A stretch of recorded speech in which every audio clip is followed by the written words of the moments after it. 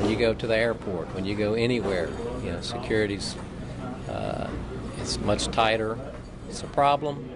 It's a hassle, but it's something I think we have to go through now. Look at the tests they're doing at the airports and stuff about security screening, and you got people slipping in and back and forth through side doors. So as far as major security go, I think we still have a lot to work on.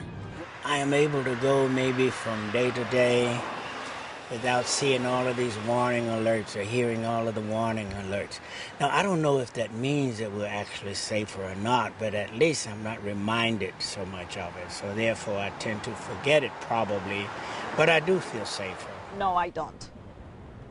And the reason is that I don't think there's a way to prevent it. I just don't think there's a way of prevent it. I really feel that if they want to come back and do something, they'll come back and do something.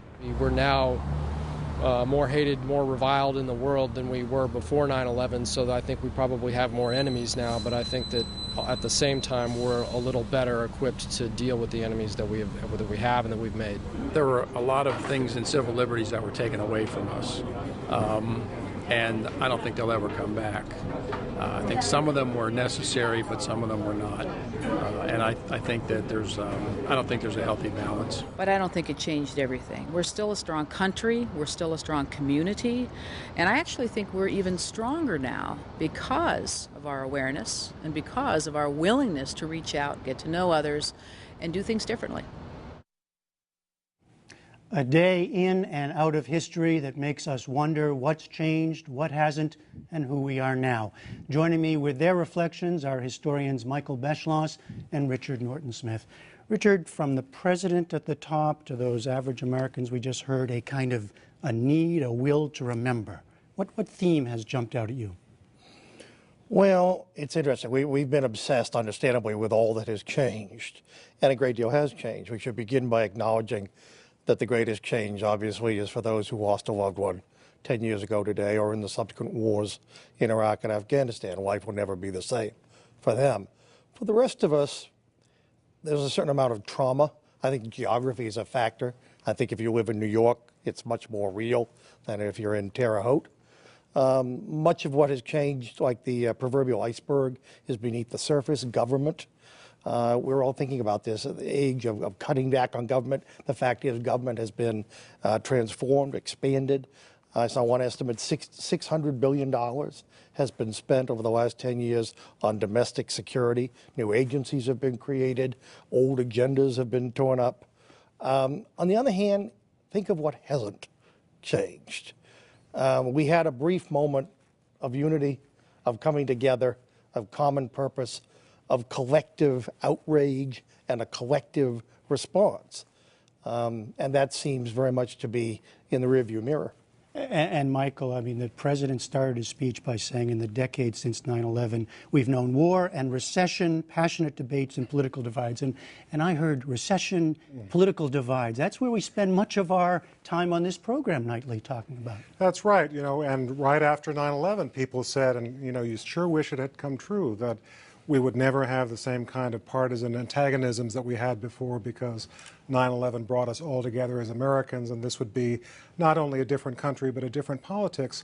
Go back a couple of months and take a look at that congressional fight over the debt crisis, and you will see that 9/11 sadly did not change our politics in that way. And yet, what kind of historical marker do you look back now look at 9/11 now? Well, I think to look at a positive one, it's, another thing that we all talked about was that living in America would never be the same again, that we would be afraid to go to shopping malls or to airports or to train stations, or there'd be a permanent sadness in some way. Those things have not turned out to be true. So anyone who thinks that there is something in our DNA that really does make this society a group of Americans, I think has been proven right. Something I think we could take great pride in, and that is, if you look back at earlier wars, World War I, World War II, along with the fervor, the patriotic ardor, can go fear, and civil liberties can be endangered. Famously, German Americans came under attack during World War I. sauerkraut was renamed Liberty Cabbage. Beethoven records were smashed in the streets of Cincinnati. There may be a direct connection between Liberty Cabbage and freedom fries, but I think there's been an enormous, we saw Ray's piece earlier. It didn't lead to nativism. Absolutely, absolutely. And in fact, the stories that Ray told us about are notable, they're important, but in part because I think they're exceptions. Well, you mentioned earlier the geographical differences, and then we saw in Judy's piece the generational differences, right? All these things come to the fore. I think, for instance, we were talking a little bit earlier about our own memories. On 9/11, I had just been to my younger son's kindergarten. He was just about 5 years old, got in the car to go home and heard the first reports of the plane crashing into the World Trade Center. He was almost 5, changed our lives. He doesn't remember it. He doesn't quite get it. A 10th anniversary, we heard some people along the way wondering if this was a kind of an end or the beginning of an end. A woman in the earlier piece, the woman that I spoke to in New York, who said that she wondered, she said, we tend to forget. What does history tell us about when we have the ends of these cultural markers? The danger, and I understand her concern, the fact is there will undoubtedly be people who say, we've built the memorial. We've dedicated this shrine. And as you said, there are other problems that are crowding for our attention. History is not static, and certainly not in as dynamic a society as this. On the other hand, the issues surrounding 9/11, the questions arising out of 9/11, whether it's the civil liberties, for example, or the role of government in protecting us or projecting force around the world, American foreign policy, all of those that have been filtered through 9/11 will be at the heart of this year's election.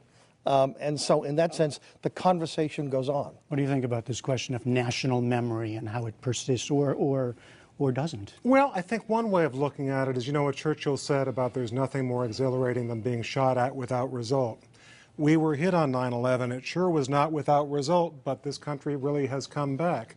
And so if you remember where we were 10 years ago and compare that to now, I think really we should, while being very sad about what happened and those that lost their lives and their families, there's an element of this about which we should feel exhilarated as Americans. But it does exist, as you both write about history.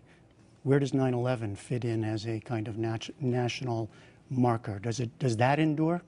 That is going to depend on how secure the world we live in is during the next couple of decades.